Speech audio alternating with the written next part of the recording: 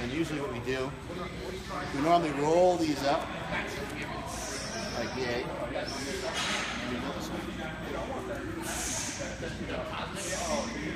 Look at condoms.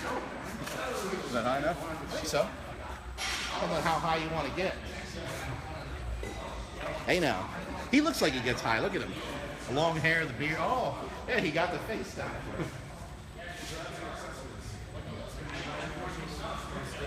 So the first thing we need to do when you're watching somebody bench press, you need to actually just see him bench press. So without any cues, without any real advice, I'm just going to watch him go.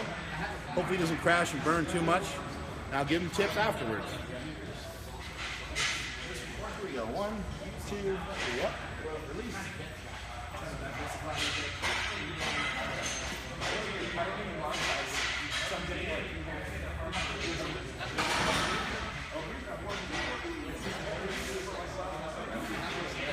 Go, Alan.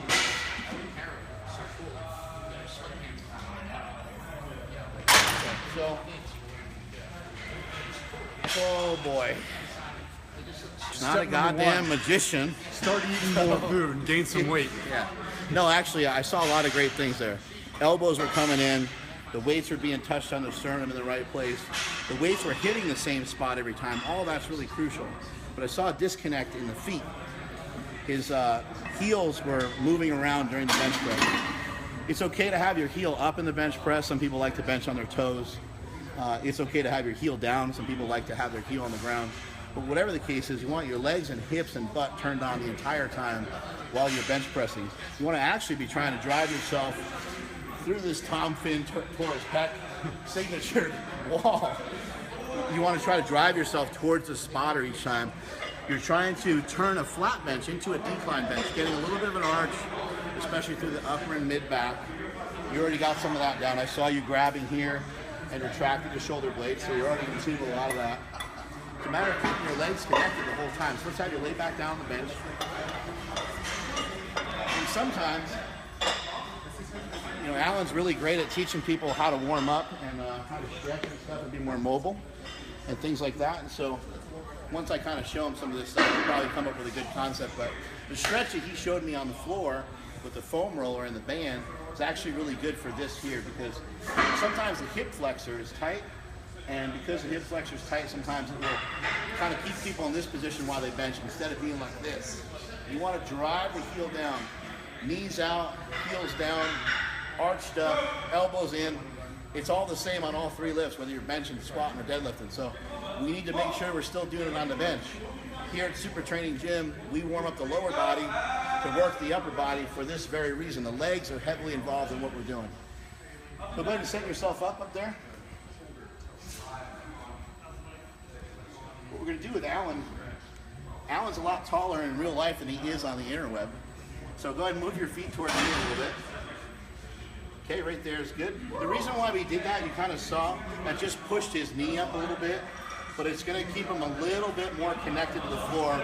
We won't worry about the heel coming up now. Now he needs to keep the legs flexed the whole time. What we're going to do from here is I'm going to unrack the weight to him and hand it out. I want you to keep your legs flexed the whole time and try to push yourself that way for every rep that you do. One note is that you're never coming off tension. Tension is staying in the legs the whole time. 1, 2, 3, up, release. Legs tight, drive the heels to the floor. Legs tight, drive the heels to the floor. Legs tight, drive the heels to the floor. Yep, keep those legs tight. Good. And we're keeping the legs tight by keeping them flexed and by forcing the knees outward. Good. We got one more element of this. I'm going to rack it a second. See there? We got one more element of this. I'm going to make them tired. The last piece of the puzzle on the bench press, and this is something that's not easy to get in tune with. It's actually very difficult to figure out. You want to actually try to pull the weight into you a little bit as you're coming down. The way it was referred to me by Ryan Kennelly, who at one point had the biggest bench press in the history of powerlifting. Ryan Kennelly said that he envisions himself sucking power from every single person in the entire room while he's lifting, as he's bringing the weight down. And what a great visual that is to steal everybody else's energy like you're a goddamn superhero. But that's essentially what you want to try to do when you're bringing the weights down.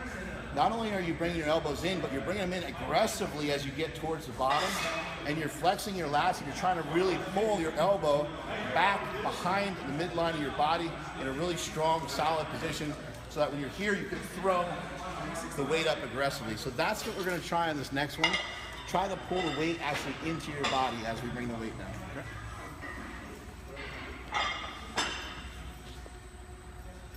Just going to do 3 reps. Here we go. 1, 2, 3, up. Pull it in. Pull it in harder. There you go. Good. Nice.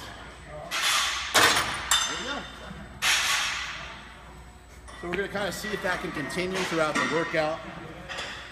Sometimes when you start to get up and you start to add more weight, things start to get a little bit more confusing. But we're going to try to make sure that he keeps that form throughout the entire workout.